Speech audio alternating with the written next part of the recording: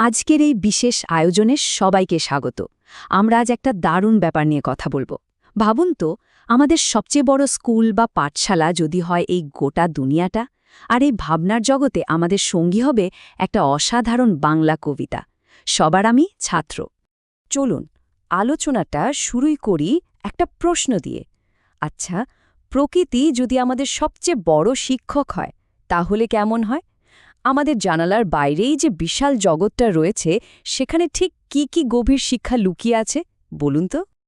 তো আজকের এই যাত্রায় আমরা মোট 4টে ধাপে এগোব। প্রথমে দেখব আকাশ আর পাহাড়ের কাছ থেকে আমরা কি শিখতে পারি। তারপর জানব জলের জ্ঞান নিয়ে, আর বুঝব কিভাবে সারা জীবনের ছাত্র হয়ে থাকা যায়। আর সবশেষে আপনাদের জন্য থাকছে সম্পূর্ণ কবিতাটির আবৃত্তি। তাহলে আর দেরি কেন, চলুন শুরু করা যাক। আমাদের এই শেখার যাত্রাটা শুরু হচ্ছে একেবারে ওপর থেকে, ওই বিশাল আকাশের দিকে তাকিয়ে, আর তারপর ওই যে দূরে দাঁড়িয়ে থাকা স্থির অটল পাহাড়ের দিকে মন দিয়ে। আকাশ আমায় শিক্ষা দিল উদার হতে ভাইরে। শিক্ষা অসীমভাবে উদার হন, ঠিক তাই। মানে আকাশের ওই যে বিশালতা, ওর কোনো শেষ নেই।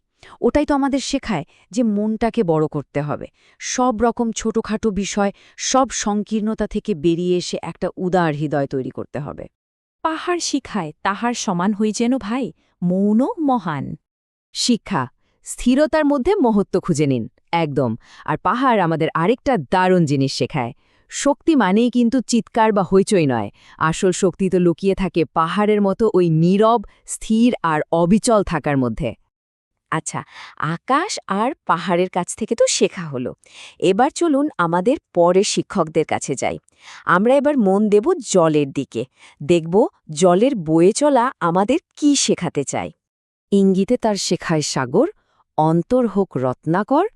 নদীর কাছে শিক্ষা পেলাম আপন বেগে চলতে। দেখুন কি অসাধারণ একটা তুলনা।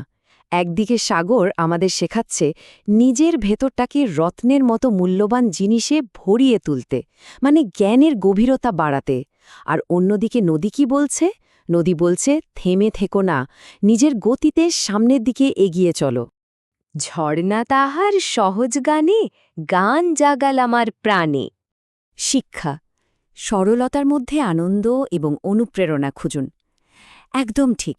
ঝর্ণার এই সহজ গানটা আমাদের একটা খুব জরুরি কথা মনে করিয়ে দেয়, তাই না? যে জীবনে অনুপ্রেরণা খোঁজার জন্য খুব জটিল কিছুর দরকার হয় না। প্রকৃতির এই সহজ সাধারণ সৌন্দর্য আর আনন্দের মধ্যেই কিন্তু লুকিয়ে থাকে আসল অনুপ্রেরণা। তো আমরা আকাশ, পাহাড়, সাগর, নদী, ঝর্ণা সবার থেকে কিছু না কিছু শিখলাম। কিন্তু এই সব শিক্ষাগুলো একসাথে মিলে আমাদের কি বলতে চায়? কবিতার শেষ অংশটাতেই কিন্তু সেই আসল সত্যিটা লুকিয়ে আছে। বিশ্বজোড়া পাঠশালা মোর, সবার আমি ছাত্র। তাহলে বুঝলেন তো, পুরো পৃথিবীটাই আসলে আমাদের একটা স্কুল। আমরা যদি একটু মন দিয়ে দেখি, তাহলে আকাশ আমাদের উদার হতে শেখাচ্ছে, বাতাস শেখাচ্ছে কর্মী হতে, পাহাড় শেখাচ্ছে স্থির ও মহান হতে, আর নদী শেখাচ্ছে নিজের গতিতে চলতে। এক কথায় একটা সুন্দর অর্থপূর্ণ জীবন কাটানোর জন্য যা যা গুণ দরকার, তার সবই কিন্তু আমরা প্রকৃতির কাছ থেকে শিখতে পারি। এটাই হলো সবচেয়ে বড় শিক্ষা। এই আলোচনাটা শেষ করার আগে একটা প্রশ্ন রেখে যাই। আমরা তো অনেক কিছু নিয়ে কথা বললাম। এবার ভাবুন তো, যদি মনটাকে একটু খোলা রাখি, তাহলে আজকের এই দুনিয়াটা থেকে আমরা কোন নতুন শিক্ষাটা নিতে পারি? এতক্ষণ আমরা কবিতার বিভিন্ন অংশ আর তার শিক্ষা নিয়ে কথা বললাম। এবার সময় হয়েছে পুরো কবিতাটা একবার মন দিয়ে শোনার। আসুন এই অসাধারণ শিক্ষার সাগরে আমরা সবাই আরেকবার ডুব দিই। আপনাদের জন্য রইল সুনির্মল বসুর লেখা সম্পূর্ণ কবিতা সবার আমি ছাত্র।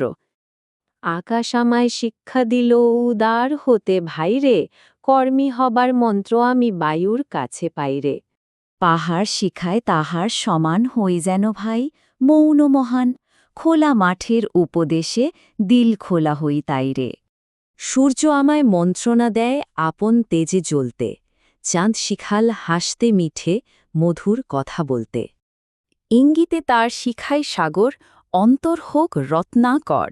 নদীর কাছে শিক্ষা পেলাম আপন বেগে চলতে। মাটির কাছে সহিষ্ণুতা পেলাম আমি শিক্ষা, আপন কাজে কঠোর হতে পাষাণ দিল দীক্ষা। ঝর্ণা তাহার সহজ গানে, গান জাগাল আমার প্রাণে, শ্যামবনানী সরস্বতা আমায় দিল ভিক্ষা।